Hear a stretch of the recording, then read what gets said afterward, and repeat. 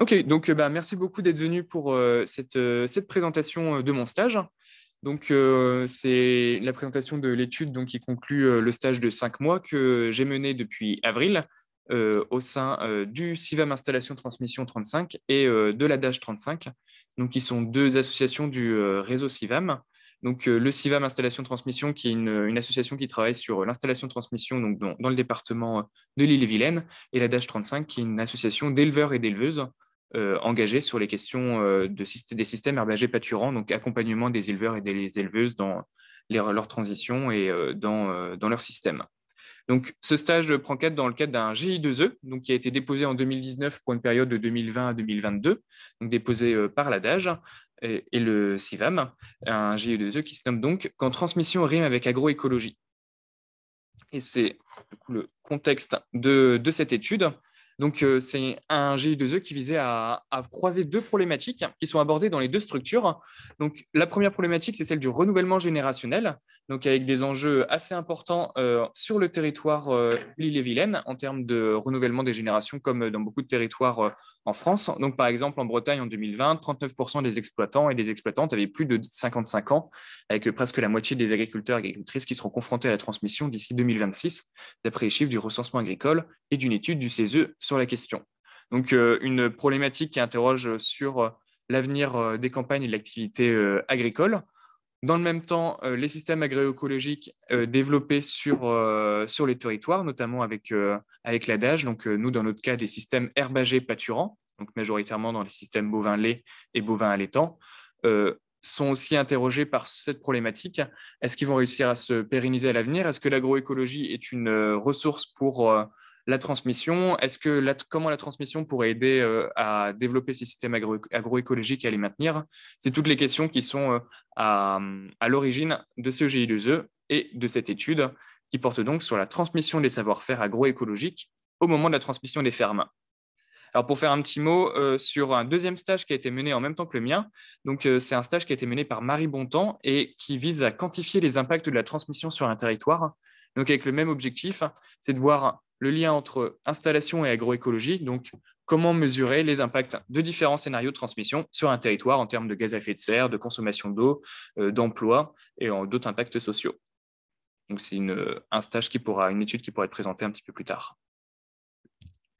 Alors, concernant l'étude que j'ai menée donc, entre avril et août, donc elle s'est échelonnée sur 5 mois. Donc, c'est une étude qui repose sur des entretiens semi-directifs, donc une étude qualitative, avec donc deux piliers. Donc, tout d'abord, une étude de la bibliographie. Donc, je vous présenterai un petit peu la riche bibliographie sur le sujet. Elle est vraiment assez colossale. Il y a à la fois des questions de savoir, de transmission et d'apprentissage.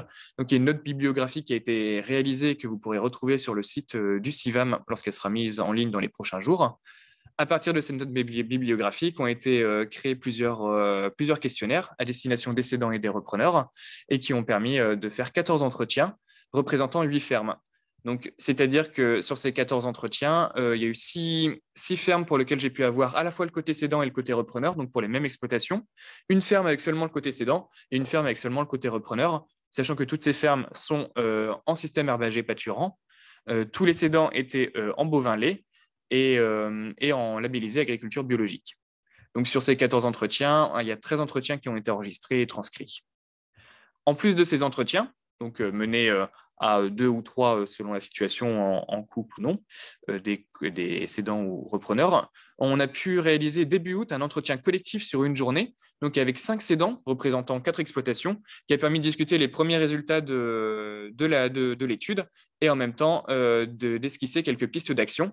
Donc, ce sont des choses que je vais vous présenter à la fin et qui donc partent vraiment de cette journée d'études et de travail.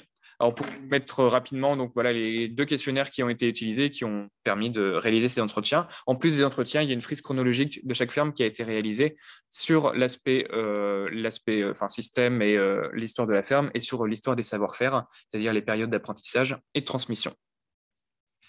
Et donc, pour commencer avec un petit peu de bibliographie, la première question qui était issue de l'intitulé du stage était l'enjeu de définition du savoir et du savoir notamment agroécologique. Alors, la bibliographie est très, très riche sur le sujet. Il y a beaucoup d'études qui ont été faites depuis longtemps qui ont tenté de donner une définition claire au mot savoir-faire. Et là, je me suis principalement appuyé sur celle de Denis Chevalier en 1991, qui définit un savoir-faire comme un acte traditionnel efficace. Avec donc 3 choses que j'ai retenues de cette définition. L'aspect acte, c'est-à-dire que le savoir-faire se saisit surtout et toujours dans l'action. C'est difficile de théoriser. Il y a une indicibilité de ces savoir-faire. On a du mal à les traduire en mots. Un aspect traditionnel, c'est-à-dire que les savoir-faire sont inclus dans une histoire professionnelle et sont validés et valorisés par la profession.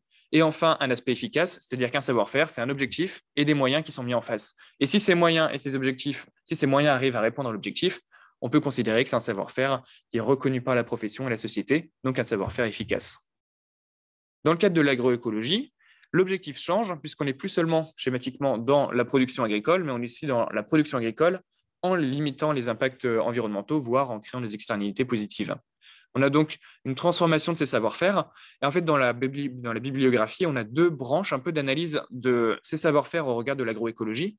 On a une branche qui se focalise sur une liste de pratiques. Donc, c'est par exemple le DIAG agroéco qui est proposé par l'ACTA. On a donc une liste de pratiques à faire pour être agroécologique.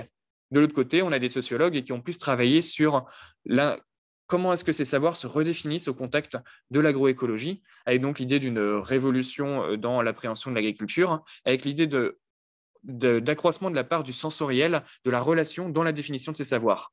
Donc, Madame Monéron parle de qualité affective dans ses écrits par rapport à ces savoir-faire agroécologiques, c'est-à-dire que ce n'est pas seulement des savoir-faire qui sont issus de compétences de groupes professionnels, c'est aussi les savoir-faire qui sont issus de relations avec le troupeau, dans son cas, avec la terre, avec les savoirs localisés, ou des qualités affectives nécessaires. Alors, la difficulté, c'est donc de saisir ces savoir-faire, puisqu'ils sont indicibles. Il y a un moment particulier dans lequel ces savoir-faire sont saisissables, c'est le moment de la transition. Donc, il y a toute une étude qui a été menée, notamment via le projet Transae, qui a mis en évidence, via le travail et ce moment de la transition, la naissance de ces savoir-faire et la transformation de ces pratiques. En fait, l'idée, c'est que au moment de la transition, il y a une transformation des valeurs et des objectifs qui permet et qui mobilise de nouvelles formes de savoir, de nouvelles pratiques et qui permet donc une requalification des outils et des instruments et un bouleversement du système de pensée technique, c'est-à-dire qu'on va avoir une transformation de la façon d'appréhender le métier et donc des savoirs qui sont utilisés. En fait, ces savoir-faire, du coup, on voit, sont principalement mobilisables dans le cadre du travail. C'est ce qu'a fait le projet Transae en mettant en évidence la différence entre travail prescrit et activité, c'est-à-dire travail réel, ce qui est réellement fait sur les exploitations, en mettant donc en évidence une diversité de pratiques selon les systèmes, avec des objectifs similaires, mais donc des pratiques qui s'adaptent au local et qui sont donc marquées par leur grande diversité et le choix qui est fait par les exploitants dans ces pratiques selon les transitions menées. Il y a un autre projet qui est fait par les CIVAM Transmission Pastorale qui vise aussi à mettre en évidence les savoir-faire des bergers transhumants. Donc là aussi, très compliqué à dire, et ce sont des choses qui visiblement se saisissent sur le fait. Et donc, le projet met en place des vidéos de l'action de ces bergers, que ensuite ces bergers expliquent après l'acte, pour expliquer un petit peu pourquoi est-ce qu'ils ont jugé nécessaire de faire ça à tel moment, etc. Donc on voit encore une fois qu'on appréhende ces savoir-faire par le travail, c'est-à-dire par le moment où l'acte est posé et par la multiplicité de des jugements qui rentrent en compte à ce moment-là. Alors se pose la question des éléments à transmettre et comment on arrive à transmettre ces savoir-faire. Une question qui est posée notamment par Xavier Coquille en 2014, est-il important de construire des systèmes ou bien des ressources pour accéder à des systèmes? Et c'est dans ces ressources que j'ai vu les savoir-faire dont on allait parler au cours de cette étude et les savoir-faire qu'on a pu catégoriser en différents types pour permettre leur meilleure appréhension dans les entretiens. Donc, on a mis en évidence des savoirs localisés, c'est-à-dire des savoirs liés aux exploitations, des réseaux professionnels, c'est-à-dire l'insertion sociale et territoriale des exploitations sur le territoire, des pratiques, c'est-à-dire des gestes techniques, la traite, la gestion des prairies, par exemple, les vélages, et enfin le système, c'est-à-dire la compréhension générale des équilibres de l'exploitation. Et en fait, ce sont ces différents savoir-faire, on va le voir, qui vont être transmis à différents moments, des cédants repreneurs, mais aussi du groupe professionnel à un autre.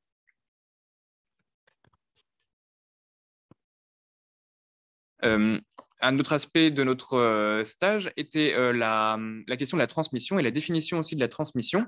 Alors la transmission, il y a une très forte littérature qui est autour et qui détaille tout l'aspect anthropologique et social de ce moment, qui est un moment très fort. En effet, c'est le moment de passage d'un patrimoine matériel et immatériel d'une personne à une autre, avec donc d'importants enjeux à la fois économiques et émotionnels. Au niveau anthropologique, on a la description d'une circulation d'un don, d'une dette qui passe de génération en génération. Et donc, finalement, il y a une importance à céder et donc à transmettre ses savoirs et la ferme parce qu'il y a le poids de cette dette qui pèse et qu'il faut donc réussir à transmettre, à envoyer au-delà pour finalement régler sa dette qu'on a reçue au moment de sa propre installation. Donc, une continuité comme ça, une circulation non linéaire du don, d'après les anthropologues qui ont écrit sur le sujet. Avec parfois aussi un processus d'adoption professionnelle, c'est-à-dire qu'il s'agit de recréer un lien de parenté, parfois fictif dans le cadre d'installation en cadre familial, pour réussir justement cette continuité et cette transmission de la dette et du don. Alors, de façon moins anthropologique, plus sociologique, c'est un processus qui est long et souvent difficile. Donc, Dominique Lataste et Brigitte Chizel ont beaucoup travaillé sur ce processus en montrant que c'est un processus qui comporte un coût cognitif important, un coût cognitif qui est proportionnel à la distance qui sépare le cédant et le repreneur. La distance, elle est définie par les sociologues comme la différence de projet. Par exemple, passer de bovin-lait à maraîchage, c'est une grande distance qui demande du coût cognitif pour la transmission. C'est aussi une différence sociale. C'est le cas notamment des personnes non issues du milieu agricole. On a donc un entremêlement d'incitation et de frein à ce moment-là, c'est-à-dire qu'il y a des choses qui vont pousser à la transmission, par exemple l'engagement pour le peuplement des campagnes, pour qu'il y ait un renouvellement des générations, un engagement par rapport au système qu'on a créé, par rapport à la transition. Il y a aussi des freins, c'est-à-dire tout ce qui est distance dont on vient de parler, et puis des raisons affectives d'attachement à la ferme. Donc, la citation de Dominique Jacques Jouvenot, qui a travaillé sur la transmission, notamment dans les petites PME, est assez flagrante sur ce sujet-là. C'est quand même notre vie que l'on transmet, donc ce n'est pas rien comme moment. Et dans ce moment-là, les savoirs, c'est à la fois une part du patrimoine immatériel à transmettre, mais c'est aussi une stratégie qui est mise en œuvre par les acteurs, notamment par les repreneurs, qui, pour être reconnus comme repreneurs, doivent accepter les savoirs qu'ils reçoivent, mais en même temps doivent réussir à s'autonomiser. Et c'est tout l'enjeu qu'on va développer ensuite dans les résultats de l'étude. Enfin, on a parlé de la transmission du côté cédant. Du côté repreneur, on a un enjeu d'apprentissage. Alors là, la littérature est aussi très riche sur l'apprentissage. Nous, on va peut-être se concentrer sur l'apprentissage des savoir-faire agroécologiques tels que mentionnés par les différents sociologues qu'on a vus, notamment Fanny Chrétien, qui a travaillé sur ce cas-là dans le maraîchage et qui met en évidence le fait qu'il y a beaucoup à saisir via le travail, et Patrice Mayen, qui met en évidence le fait que expérimentation et observation sont vraiment les deux piliers de l'apprentissage dans le cadre agroécologique, avec donc différentes voies, notamment étudiées par le RENETA, c'est-à-dire le réseau des espaces tests agricoles, et qui mettent en évidence la diversité des parcours d'apprentissage. Donc tout ça, vous pourrez les retrouver dans la note bibliographique de façon plus détaillée. On a donc une problématique qui s'affine, avec des hypothèses qui vont concerner pour la première la nature des savoirs et de la relation entre cédant et repreneur, donc avec des attentes parfois différentes. Pour la deuxième hypothèse, une interrogation sur le couple cédant-repreneur et le fait qu'il soit ou non suffisant dans la transmission des savoir-faire.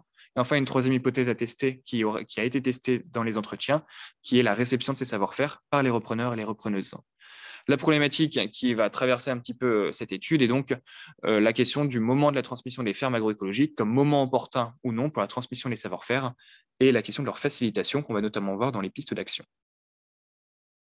Et donc, pour aller dans le dur de l'analyse des entretiens qui ont été menés, et par rapport dans la continuité de la bibliographie, donc le transfert des savoirs, qui est donc l'objet de l'étude, donc c'est-à-dire d'une personne, les savoirs sont dans une personne A, il faut qu'ils arrivent dans une personne B, se situe entre deux pôles, la transmission et l'apprentissage. Transmission du côté cédant, on veut donner des savoirs. Apprentissage du côté repreneur, on veut apprendre. Ça paraît facile dit comme ça. De fait, ce que le cédant veut transmettre et ce que le repreneur veut apprendre, ça peut ne pas être totalement similaire, parce qu'il y a des dynamiques différentes. Donc, du côté de la transmission, comme on le voit sur l'encart à gauche, il y a différentes volontés qui poussent à transmettre ces savoirs. Alors, c'est difficile de vraiment faire une liste exhaustive, elle n'est pas du tout exhaustive, cette liste, mais elle l'axe quelques éléments qui motivent à la transmission. Donc, c'est tout d'abord le sentiment du manque de compétences du repreneur ou de la repreneuse, c'est-à-dire qu'il y a beaucoup de cédants qui m'ont dit « Oh là là, il n'a pas assez d'expérience, je le sens, il n'est pas très calé sur la question, donc il faut lui transmettre ». Il y a aussi des inquiétudes pour la continuité de l'exploitation. Voilà, moi, j'ai fait ça comme ça, dans tel contexte économique, je considère que c'est ça qu'il faut qu'il continue parce que c'est le bon choix, je pense. Il y a aussi, de façon un petit peu plus profonde, la validation rétroactive du travail, c'est-à-dire que si on arrive à transmettre son savoir et que ces savoirs sont utilisés, ça veut dire qu'on n'avait pas tort, comme on faisait, comme c'est dit dans la citation du cédant ici transcrite, c'est-à-dire que son savoir est encore utile et valorisé et validé par le successeur. Enfin, il y a un engagement militant et un intérêt personnel à transmettre, notamment pédagogique, et aussi un sentiment de continuité qu'on veut donner via cette transmission des savoirs, via la continuité, et un sentiment qu'on va pouvoir étudier un petit peu plus après. De l'autre côté, du côté apprentissage, il y a un besoin de savoir qui est réel, notamment dans les savoirs localisés, qui sont essentiels dans l'activité de système herbagé, puisque c'est des systèmes qui reposent beaucoup sur des connaissances locales et fines des pâtures et des spécificités climatiques. Donc une transmission de ces savoirs qui est nécessaire. On l'a vu en creux dans un entretien avec un repreneur qui n'avait pas eu de cédant et qui n'a pas eu tous ces savoirs et pour lequel ça manquait énormément. Les savoirs techniques et systémiques sont aussi essentiels dans cette transmission. Cependant, le repreneur, lui, dans une phase d'apprentissage, c'est-à-dire qu'il choisit, il a son autonomie pour choisir entre ces différents savoirs lesquels il veut mettre en place ou non. Et cette volonté d'autonomie est particulièrement forte au moment de la transmission parce qu'il reprend un système pas forcément dans les mêmes conditions que le cédant laissé. C'est-à-dire qu'il y a eu beaucoup de cas où, par exemple, les cédants étaient à 2 UTH sur la ferme et un repreneur unique reprend un UTH. Donc là, il y a une obligation d'adaptation du système. Il trie entre les savoirs qui lui seront nécessaires ou pas. Se pose alors la question de la transmission, des méthodes de transmission. Alors, il y a plein de méthodes qui existent au niveau formel, apprentissage, salariat, stage, aide familiale. Là, on s'est concentré sur plutôt des méthodes au-delà de la méthode formelle, vraiment, qu'est-ce qui se passe dans la relation entre cédant et repreneur pour transmettre. On a beaucoup vu que le fait de travailler ensemble et de faire les actes techniques ensemble était l'un des moyens les plus efficaces de transmettre, en tout cas de recevoir côté repreneur et d'avoir le sentiment de donner côté cédant. Ça peut aller jusqu'à la prise de décision partagée pendant la période de transition, donc les 4-5 mois avant la transmission. C'est-à-dire que, par exemple, sur le troupeau, on va choisir d'arrêter les inséminations artificielles à certains moments, on va choisir ensemble les croisements qui seront faits sur l'exploitation, etc. Une prise de décision partagée qui favorise du coup la transmission des savoirs et l'apprentissage. Du côté de l'apprentissage, ce qu'il faut voir, c'est que les parcours sont longs et complexes. On n'apprend pas seulement au moment où on s'installe avec le cédant, on apprend en fait tout au long de la vie et on apprend différents savoirs à différents moments. Alors là, le petit schéma, c'est un idéal type d'un parcours d'apprentissage en situation de non issue du milieu agricole. Donc voilà, ça ne correspond pas à toutes les réalités, mais c'est une tentative de fixation d'un certain parcours. En fait, on voit qu'en fonction des étapes, il n'y a pas les mêmes savoirs en jeu. Le premier savoir, la première interaction avec le milieu et avec des personnes de ce milieu professionnel, c'est l'envie. C'est-à-dire que le repreneur doit avoir envie de s'installer comme éleveur ou éleveuse, dans notre cas, et c'est ça qui est transmis, c'est cette envie qui est transmise en première, et notamment l'envie des vaches, par exemple, c'est-à-dire démystifier un peu la vache, c'est ce que j'ai beaucoup entendu dans mes entretiens. Après ce premier contact qui donne envie, on comprend petit à petit le système donc dans lequel on veut s'engager, par exemple ici le système herbager pâturant, avec cette citation d'un repreneur qui disait que son cédant lui disait « La logique est la bonne, la compétence va s'acquérir. Il faut acquérir d'abord la logique, ensuite on acquiert la compétence, c'est-à-dire, dans son sens ici de la citation, la pratique, c'est-à-dire les gestes techniques, qui vont s'acquérir après, c'est-à-dire via les stages, les salariats, et qui s'acquièrent aussi après l'installation. Tout comme les savoirs localisés, dont on a parlé tout à l'heure, les savoirs propres à l'exploitation, qui s'acquièrent avec le cédant, mais aussi durant la phase d'installation. Et en fait, cette phase d'installation est extrêmement importante, notamment dans le cadre des savoirs agroécologiques que j'ai dit dépendent beaucoup de la pratique et de l'expérimentation. En fait, il y a le moment plus important de l'apprentissage, c'est vraiment le moment de l'installation où on apprend sur le tas. C'est totalement différent, d'après les témoignages, d'être salarié, d'être stagiaire et de voir faire que de faire soi-même, notamment parce qu'il y a la responsabilité, c'est-à-dire qu'on doit soi-même prendre en compte tous les enjeux financiers, enjeux économiques, enjeux commerciaux, enjeux agronomiques, une grande diversité d'enjeux donc systémiques qui doivent être mis dans le geste technique et qui vont donc faire l'objet de cet apprentissage petit à petit au cours de l'installation et des premières années d'installation. Des premières années qui sont très, très chargées, notamment en termes de travail, parce qu'il y a souvent des prêts à rembourser. Et donc, du coup, c'est un moment qui peut être très difficile. Donc, il y a une citation d'un repreneur, on n'avait même pas le temps d'apprendre qu'il fallait faire et faire vite. Cependant, on peut faciliter cette période avec la transmission de l'autonomie, c'est-à-dire que des cédants qui vont mettre en place les conditions qui permettent petit à petit aux stagiaires ou aux salariés de prendre son autonomie. Donc là, par exemple, c'était en le laissant 1 ou 2 semaines tout seul sur la ferme, en partant en vacances, en disant « maintenant, c'est toi qui prends les décisions sur ma ferme. Si tu as un problème, tu m'appelles, je vais pouvoir t'aider, mais je te mets en situation de prendre la décision et de valoriser du coup l'ensemble de tes savoirs, donc le geste technique, mais aussi le savoir système et le savoir localisé. » Du coup, après l'installation et au moment de cette installation, on a donc un processus qui s'amorce, c'est l'appropriation à la fois de la ferme et des savoir-faire par les repreneurs. Et en fait, cette appropriation, elle passe par 2 grands pôles, donc qui sont un peu schématiques aussi, la continuité ou le changement. Et en fait, on n'a pas de repreneur qui fasse que de la continuité ou de repreneur qui fasse que du changement. C'est une myriade de micro-décisions qui permettent d'aller de l'un à l'autre en fonction des situations, en fonction des ateliers, en fonction des moments, avec différents éléments qui conduisent plus à la continuité ou au changement. La continuité, on a ici une liste de raisons qui expliquent pourquoi est-ce que le repreneur fait comme son cédant, en s'appropriant ses savoirs, mais du coup en faisant à la façon de ce cédant. Donc il y a une vision entre cédant et repreneur assez proche, il n'y a pas besoin de changer le système ou de changer les choses parce qu'on avait la même idée. Il y a une influence de la transmission, travailler 3-4 mois avec quelqu'un, comme c'est dit ici, on prend des habitudes. Il y a aussi un manque de pratique. Le repreneur se dit, voilà, je ne suis pas très à l'aise avec les savoir-faire, donc j'ai besoin de me les approprier, donc de faire comme je vois pour petit à petit me fixer une pratique à moi. Et enfin, une volonté idéologique. L'idée, c'est de dire, je ne veux pas être tout le temps dans l'émulation, trouver des nouvelles choses. Moi, ma vision de l'agriculture, c'est aussi de pouvoir s'installer dans une certaine routine. Côté changement, le fait d'avoir eu plein d'expériences d'apprentissage, comme on parlait tout à l'heure, eh ben, ça augmente la diversité des savoir-faire en jeu. Et donc, on pioche un petit peu dans ce qu'on a vu. Le fait de reprendre un système différent oblige aussi à changer certains éléments de ce système. Par exemple, ici, le fait de passer de 2 UTH à 1 UTH. Et enfin, la mise en place d'une nouvelle transition agroécologique, par exemple la monotraite ou l'élevage groupé, c'est un élément qui oblige à mettre en place de nouveaux savoir-faire qui seront acquis, comme on va le voir, avec notamment les discussions avec le groupe et avec les pairs.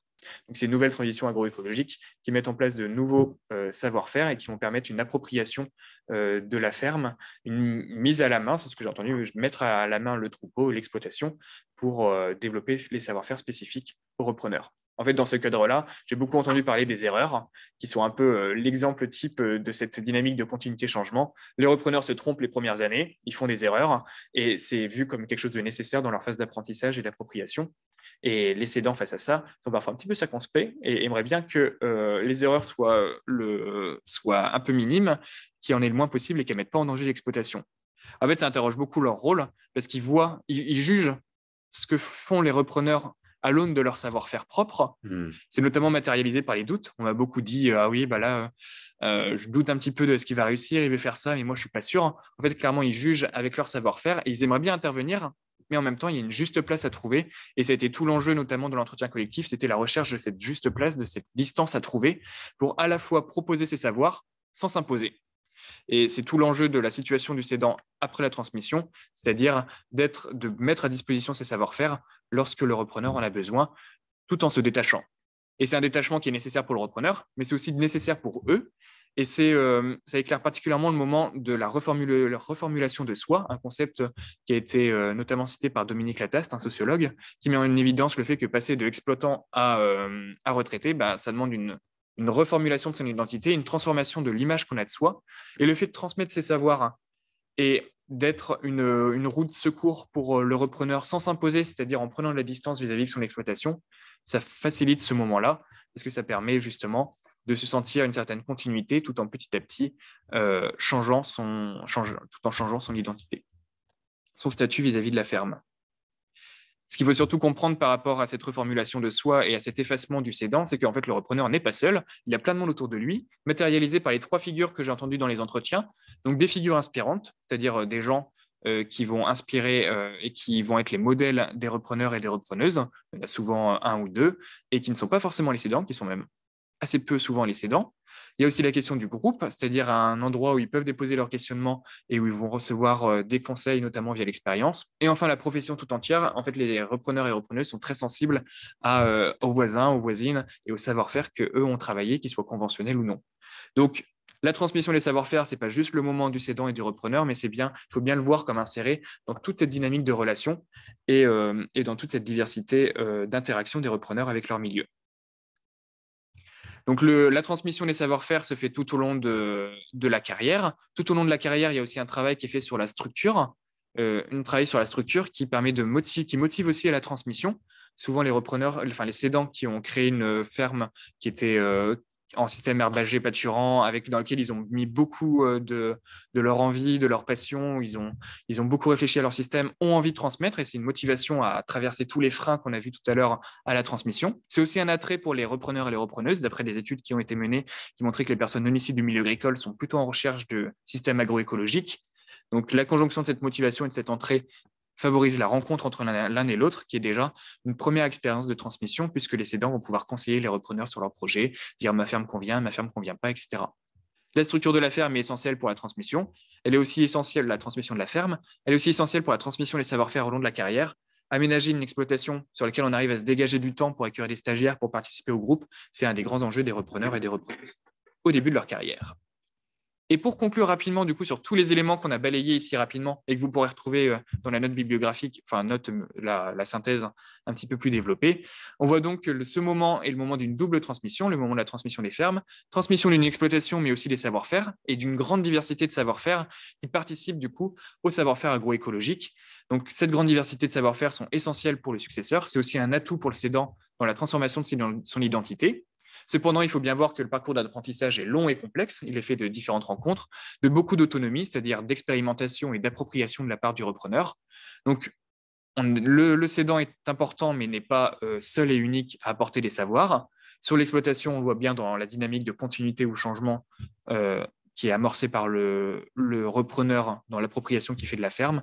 Et on voit donc une diversité de savoirs en jeu, pas seulement les gestes techniques, mais aussi l'envie, la compréhension du système et les réseaux professionnels. Le cédant est donc irremplaçable et la profession est essentielle. Et pour terminer rapidement, il y a toute une série de pistes d'action qui ont été élaborées, notamment au cours de l'atelier avec les cédants et le repreneur. Pour en mettre en évidence quelques-unes, celles qui sont sur fond vert concernent plutôt les repreneurs et les repreneuses. Et on voit bien ici la volonté de s'intégrer le plus possible au territoire, et notamment dans les groupes. Donc, préparer et former les groupes à l'accueil de ces porteurs de projets et des jeunes installés peut être un axe qui permettrait de faciliter la transmission des savoir-faire, de même que mettre en place un système de tutorat. Enfin, il faudrait aussi favoriser la réflexion chez les repreneurs et les repreneuses sur leur système pour les aider à dégager le temps nécessaire à l'apprentissage, avec notamment la question de recours aux ETA et aux CUMA. Enfin, au niveau des cédants, accompagner ceux-ci avant, pendant et après la transmission, notamment en mettant en évidence toute la transmission des savoir-faire au cours de leur carrière, apparaît comme quelque chose qui pourrait être assez utile et une piste de réflexion pour les groupes. Donc, merci beaucoup pour votre attention. Et donc, vous pouvez retrouver ces différents éléments dans la note bibliographique et dans la synthèse. Et sinon, je suis ouvert pour vos questions et vos remarques aussi. Merci. Merci beaucoup, Corentin.